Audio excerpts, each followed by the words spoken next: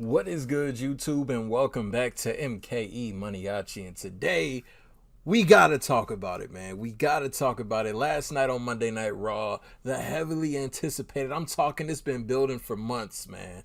The debut of the Wyatt Sick6 officially happened at the end of Monday Night Raw last night, following Jey Uso qualifying for the Money in the Bank briefcase. We knew it was coming because it was about 10:52. I'm like, okay, 8 minutes left on the show. Something has to happen. So listen, the lights went out. We see Nikki Cross coming from that door, the infamous door that Bray Wyatt returned at Extreme Rules. When he returned at Extreme Rules, he walked through that door. Nikki crawled out of it. She crawled out of it. Listen, we go backstage, and it's a massacre backstage. Listen, the Undertaker's fog is everywhere. Everybody is laid out, members of the Wyatt Sick6 in different places. Listen, it's blood on the wall, like blood splatter everywhere. Now look, I know it's a lot of debate on who was back there.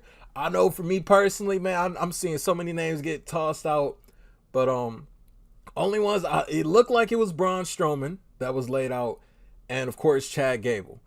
I know people are saying Carmelo, people are saying I don't know why Carmelo would be there, but people are saying it was just a whole bunch of different names, but I would have to go back and watch it again. But as far as I know, as far as notable superstars, it was just Braun Strowman and Chad Gable. Y'all chime in, anybody else that was back there. But we go back there, and it's a massacre back there. And we see Uncle Howdy. We see, him make his entrance alongside the other members of the Wyatt Sick6. And it's so eerie and uncomfortable, and I love that.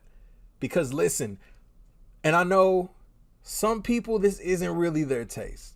Some people, they just strictly like wrestling. But look, me, someone who got to see the Dead Man Undertaker as well as the American Badass Undertaker, bro, I appreciated the Phenom. I appreciated when the Undertaker would make lightning strike down on the ring. Listen, man, we need this. It is World Wrestling Entertainment. So it's like, man, seeing the supernaturalness is always pretty cool. And of course, continuing Bray Wyatt's legacy, I trust Bo Dallas with this 110%. The documentary was proof, he's not doing this for him, man. He's doing this to continue Bray's legacy. So let's talk about the members, man. People pointed out it's 5 members. They call themselves the Wyatt Sick6, which I think is spelled like sick, like S-I-C-K, like Wyatt 6. But it's 5 members. 6th member could be, if they are doing 6 members, it could be Bray Wyatt in spirit. Or they could add somebody down the line. But of course, we got Bo Dallas as Uncle Howdy. Eric Rowan as Ramblin' Rabbit. We got Joe Gacy, Nikki Cross, and I want to say the last one is Dexter Lumis. I thought Lumis was a little taller. But yeah, those are the people I think that are, of course, obviously Nikki Cross, Uncle Howdy, Eric Rowan with the Bludgeon Brother, Hammer, Joe Gacy, Dexter Lumis. Yeah, I'm going to say that. But honestly, man, looking at this, the thing that I love the most about this, not just the nostalgia behind it and, what we seen Bray Wyatt do in the past and now his brother's carrying it on, it gives you chills, man. It gives you goosebumps, man. But the thing that impresses me the most, that I'm so, like, as a fan, I can appreciate, is the fact that we don't know what's going to happen next. I love the element of surprise. We don't know if they're going to show up on SmackDown. We don't know what is going to happen. Money in the Bank is coming. We don't know if they're going to have a match. This could lead to some Wyatt Sick6 versus the entire WWE. Maybe that's the reason they laid out everybody backstage. Maybe they're rebelling against the WWE. Maybe we get some Wyatt Sick6 versus a WWE super team at SummerSlam, Survivor Series. I don't know. We don't know where they're going to go from here. And that's so intriguing to me. It's so interesting to me because, listen, a lot of times we see debuts. We can kind of gauge as wrestling fans. We all smart asses, man. We get on Twitter. We fantasy book. Oh, this is going to happen. That's going to happen. That's going to happen. You can't tell me what's going to happen next. There's no way to know what's going to happen next. And I love it because, listen, Bray Wyatt, his character, the Fiend character, the Firefly Funhouse Bray, man, listen, Bray Wyatt was so much of a genius with it. You couldn't predict his next move. And I'm getting the same effects from this. I don't think we can predict their next move. This debut was done perfect.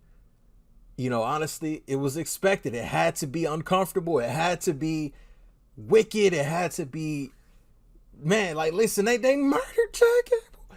I don't know. It is going to be interesting next Monday on Raw. Like, Chad Gable has a Money to Bank qualifying match. Is it going to be like, oh, it was all a dream? It was, you know, like, how, or maybe Chad Gable's going to be in a little bit of a trance. Who knows, man? Who really knows? Who knows? And I love it, man, because, listen, especially in today's day and age with the internet, with the blog sites, you know, oh, we're going to tell you guys the next step. This is the plans, bro. Nobody knows. And I love that nobody knows, man. And this is going to make people tune in to next week on Monday Night Raw to, man, where do we go from here? Are we getting a new Firefly Funhouse or new member? Maybe like what is going to happen now? Who are they going to attack? Why did they attack everybody? Listen, so many unanswered questions. And I love that, man. I absolutely love that. Salute to Bo Dallas, Eric Rowan, Joe Gacy, Dexter Lumis, Nikki Cross, Triple H, everybody that had a hand in this. Immaculate. You know, world of professional wrestling, man. Like I said, you got to appreciate the supernatural, the effects. I get, man, listen, the roster is talented. We get a lot of 5-star wrestling matches. But you got to sprinkle in a little bit of this. You got to sprinkle in a little bit of just that weirdness in a good way, man. So y'all let me know what y'all think about this, man. Where do you guys think the Wyatt Sick6 are going from here? Do y'all think we're going to get a big tag team match? Do you think Uncle Howdy's targeting a specific person? If so, who? What is their purpose? And I'm interested to know what their purpose is. I've seen a few theories online about, you know, what some people think it is, but I don't know. We just got to wait and see, man. We got to wait and see. The Wyatt Sick6 have officially arrived on Monday Night Raw and the WWE, and they look like they came and they not playing no games. They're not playing any games, man. So y'all let me know y'all thoughts and opinions on this. Sound off in the comment section down below. If you are new to the channel, hit that subscribe button for me. And until the next video, I'll see y'all then. Thank you for watching MKE Maniaci. I'm out.